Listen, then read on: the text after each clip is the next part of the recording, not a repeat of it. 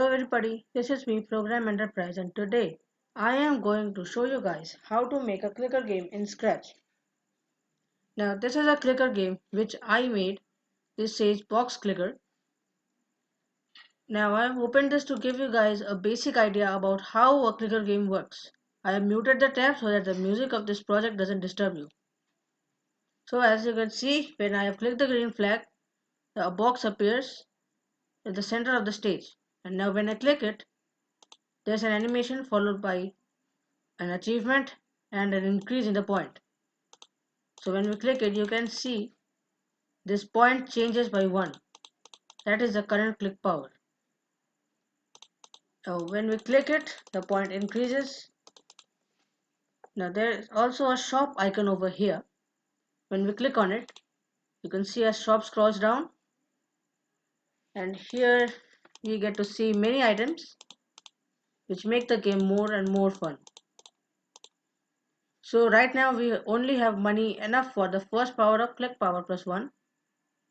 So when we buy it, you can see we used up our points, and also we could bought the power up.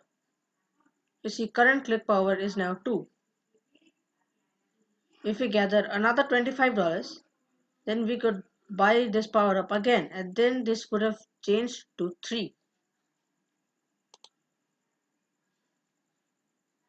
Okay, now that you guys have a basic idea of the game, let us actually start making it. Oh yeah, and before I start making it, I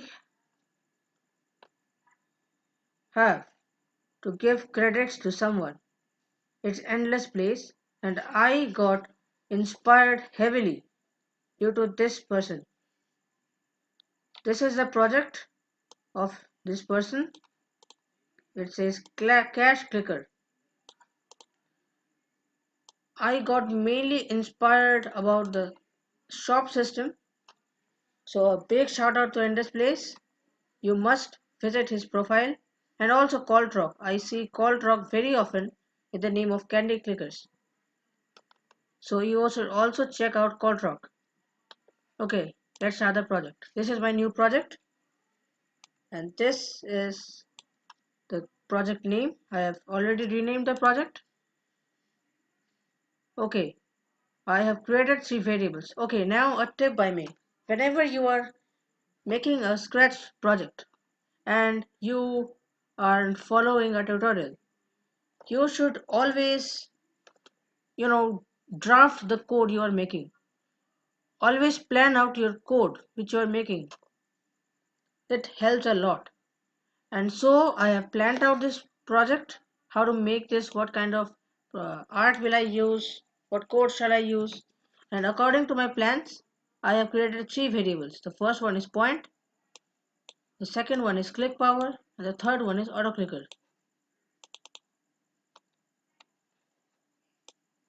Okay, all of these variables are made for all the sprites, and they are not cloud variables, they are regular variables. Okay, now we'll start the coding. So first, green flag clicked. Okay, now you might think that only if we use this code, this thing would work. Okay, not this. Forever if no, actually no. This code can be made simpler. Wait. No. Where's that block? Yes. You might think that the project could run like this, but it won't really run properly. So if I show this variable, the point variable, as you can see here, as per this code, when I click on it,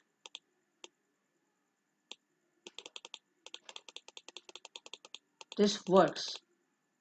But there is a little bit of a problem. When you add more and more stuff like animations and power-ups, this gets really tough to handle. Like there are some lag issues regarding this one. So I generally do not use this one. I make the code a little bit more complicated, just a little bit.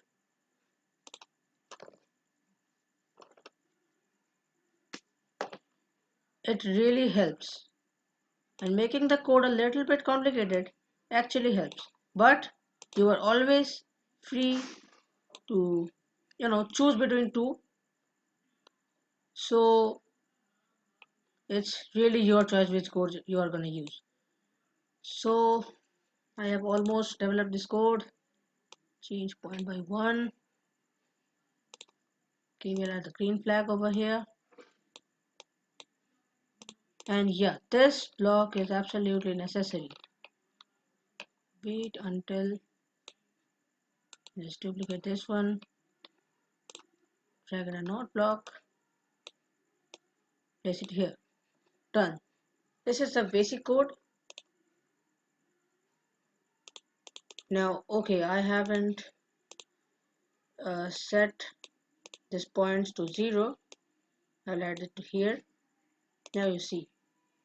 When I click this, well, the functionality is same, but it reduces lag issues and it runs the code smoother. Fantastic. Okay, now that this basic code is done, we'll start adding power-ups.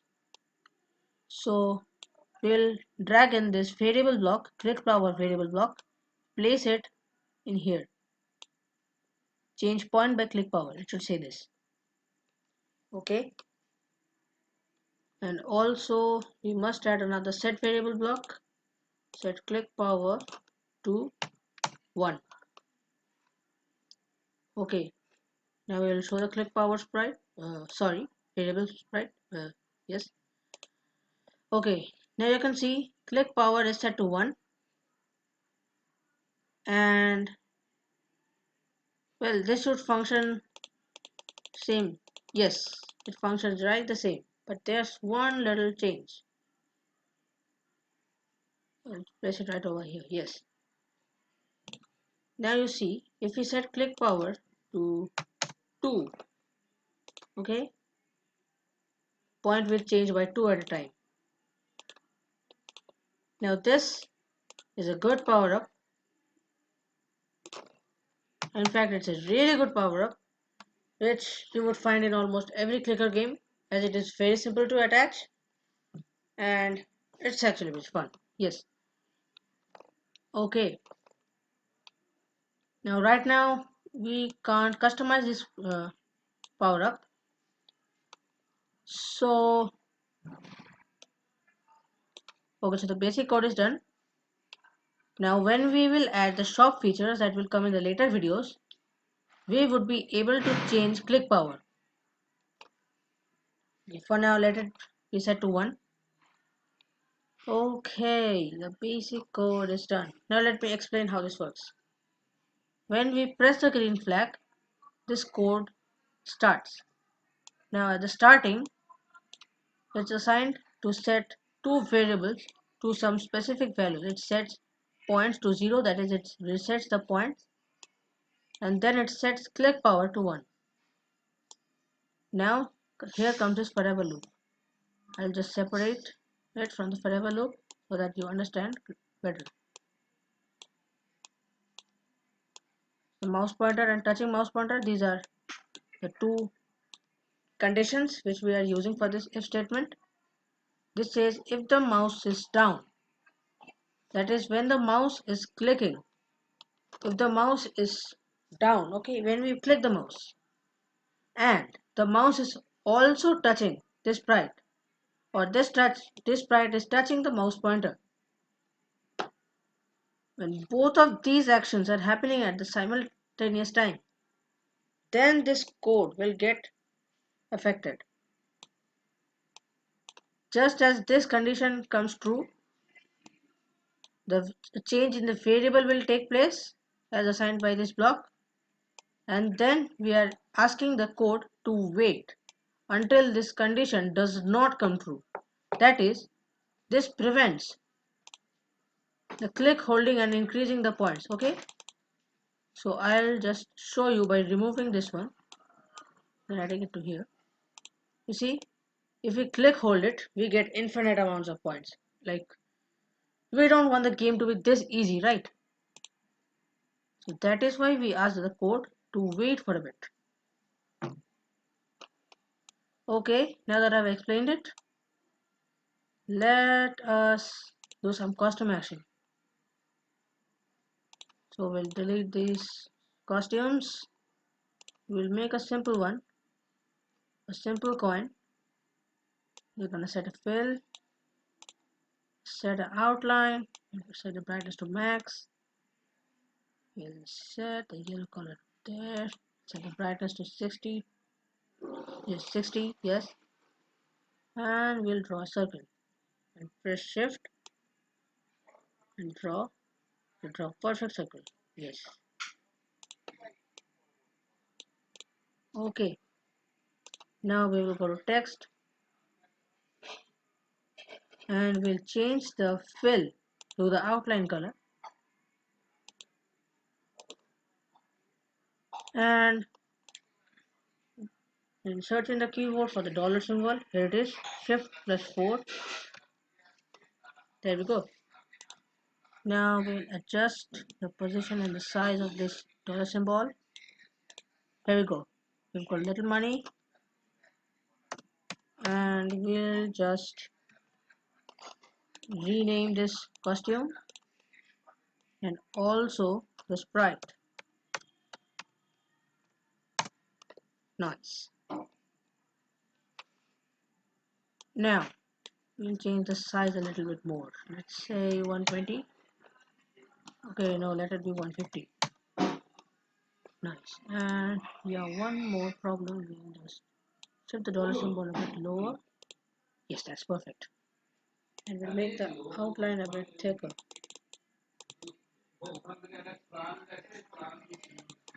Okay, that's all fine. Now we'll place it at the center, x0, y also 0, and we'll set the point to large readout over here. Nice. For now, I will let this click power variable in here.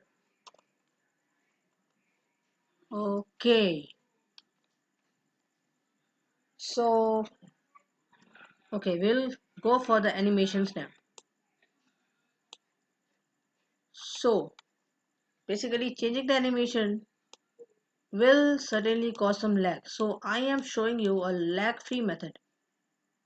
When I'm talking about custom blocks, you must not think that this code is going to be like really difficult to understand or really difficult to make. No, I'll show you and make you understand the custom block system very effectively and simply.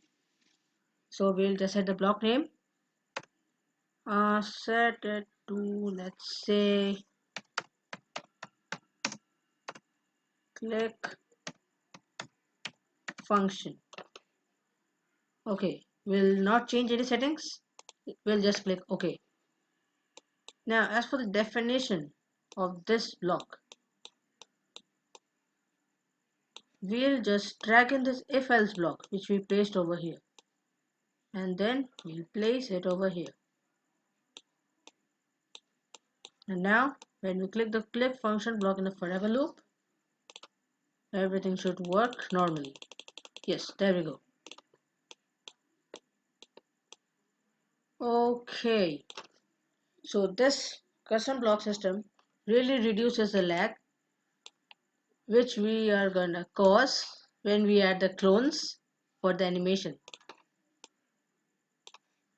Okay, for the animations, let's see, we'll use sizes for now. Okay, we'll use change size by to add a smooth transition effect and not just abrupt changing of sizes, and we'll set it to repeat for some time. let's say change size by 2 to 9. Okay, if you want the size to decrease, you must type the negative value and the number, and if you want to increase the value, you must write only the number, no need of putting any signs. So if we do this, and if we do this,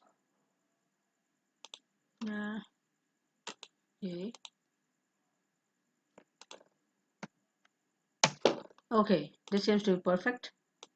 Now we will duplicate this repeat block first, and we'll change one of them to -2. Nice. Now we will look at this part carefully. This is the negative one and this is the positive one. So we'll put the negative block right above the change block. Okay, change point block, and we will put this repeat block which is +2 right below the wait until block. Okay, I guess this will work now. Nice. And obviously, if you want the change to happen a bit more abruptly, you can certainly change this one, increase this one, just increase the value in the case of positive and decrease the value in the case of negative.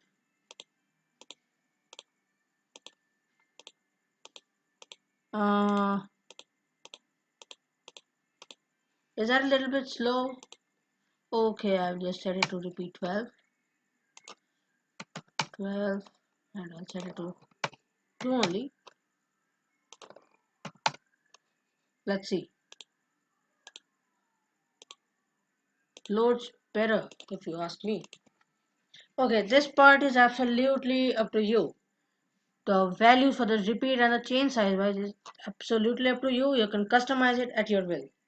Okay, the first animation is done. Now for the one, we'll shift this variable block right over here. Nice. Now for the one animation where, when you click it, a ghost of you appears and then suddenly moves up and vanishes. That part is gonna be a bit difficult. Okay, we'll just create a clone of myself right over here. Yes, and we'll make a custom block which would say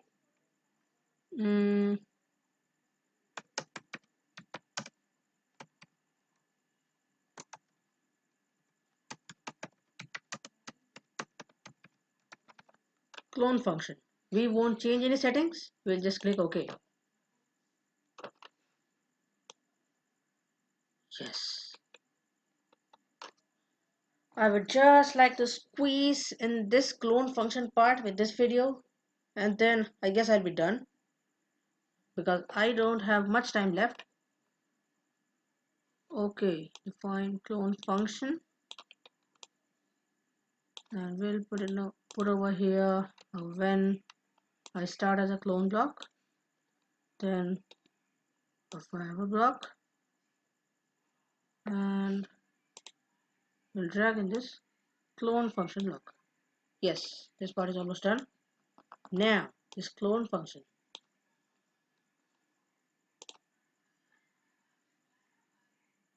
Okay, now we want to change Y, which states the up and down movement of the sprite. Okay, I will go to the repeat section, then a repeat block. That's the perfect. I didn't even need to change anything. That's 1010. And we want to change the ghost effect. Yes, change the ghost effect by say 2 maybe. Just gonna make sure. No, that's a little bit too slow. Clear graphics effects now. Yes, that's perfect. Clear graphic effects. And let's try and run the code.